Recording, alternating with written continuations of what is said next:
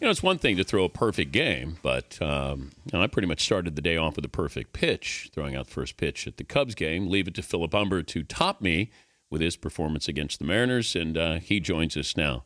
Congratulations, first of all. And when you start warming up for a game, did you feel any different than you had in previous starts?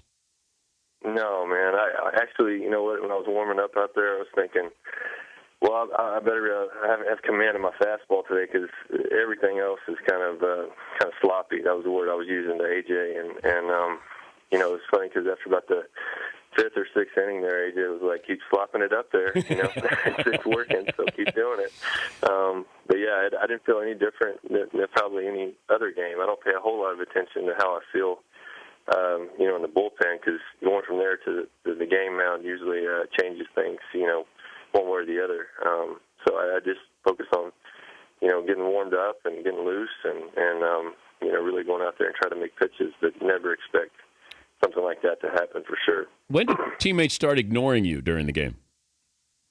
Yeah, I tried not to let them, because I'm not a superstitious guy, and I knew if that started happening, then I would start, thinking about it more. And of course, I knew what was going on, but at the same time, I wanted to keep it as normal as possible. And so, when we scored runs or when somebody would make a good play or whatever it might be, I was, going up to them, congratulating them, and trying to joke with guys in the dugout, and just, like I said, just keep it normal. But I think a little bit. I saw some of the replays toward the end of the game. I could tell some of the guys had moved a little bit further away from me than they were maybe at the beginning of the game. Well, you were by the water cooler, and guys were coming up to get something to drink, and then they didn't want to acknowledge you.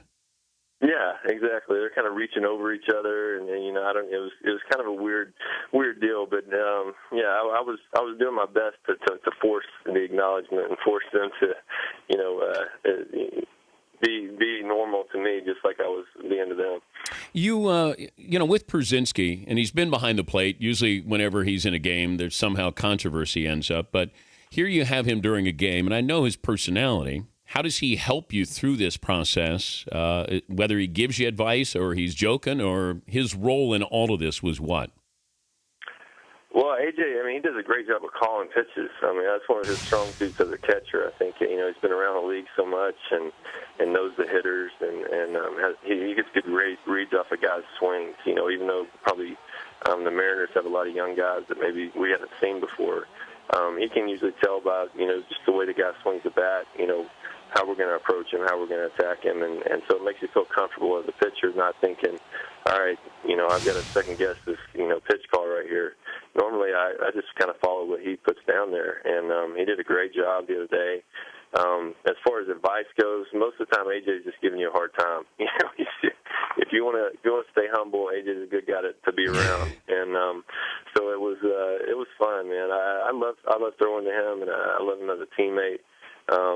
I didn't know what I was going to think about AJ when I first got over here, but he's been a great teammate and a guy that, like I said, really keeps it fun in the dugout. He's Philip Humber, the White Sox pitcher, through the perfect game against the Mariners on Saturday, joining us Dan Patrick Show. What'd you keep from the game? I got to keep a lot of stuff. They kept asking me, what do you want? Do you want us to dig up the play? Do you want us to dig up the pitching rubber? And I'm like, yeah, if you want to do it, go ahead, because I doubt I'm ever going to throw a perfect game again. So I want to have as much stuff to keep as I can. So like my cleats, my uniform, the glove I used during the game. I got to break in a new glove. I've got to get some new cleats shipped out. It's kind of a nightmare for the clubhouse guy when someone throws a perfect game, because he's got a lot of work to do. So, but I'm so thankful, and like I said, I want to have as much as I can, to remember it by, and then hopefully I get enough stuff to where I can share it with other people, give them something, to have a little piece of that. Well, what about the man cave here? Do you got like a sock you could give us for the man cave? Well, I could probably dig something up. Yeah, I could probably dig something up. I watched that show, and I've never seen anything from Rice University anywhere in that place. I've seen my wife's alma mater, Texas A&M. They've got a football on there I've seen before. Wow. And, okay, but I've never had. Really, you've dissed the Owls a little bit, and so I'm gonna have to think about that. It's tough for me. All right, this is what I'll do. You send a sock from the perfect game. I will put up a Rice owl in the man cave. That would be awesome, man. That would be awesome. Now, I know that your wife's 9 months pregnant here. You got the name picked out for your, is it a boy? It's a boy. Okay. Yeah, we're going to go with John Gregory. We thought about Dan Patrick Humber, but didn't seem to have the right ring to it. How about this? John Perfect Humber. That's a lot to live up to right there. I don't know. He's going to be perfect in my eyes, put it that way. But, okay, how about this? I don't know if I want to put that kind of pressure on him. John Przinski Humber. Definitely not. No?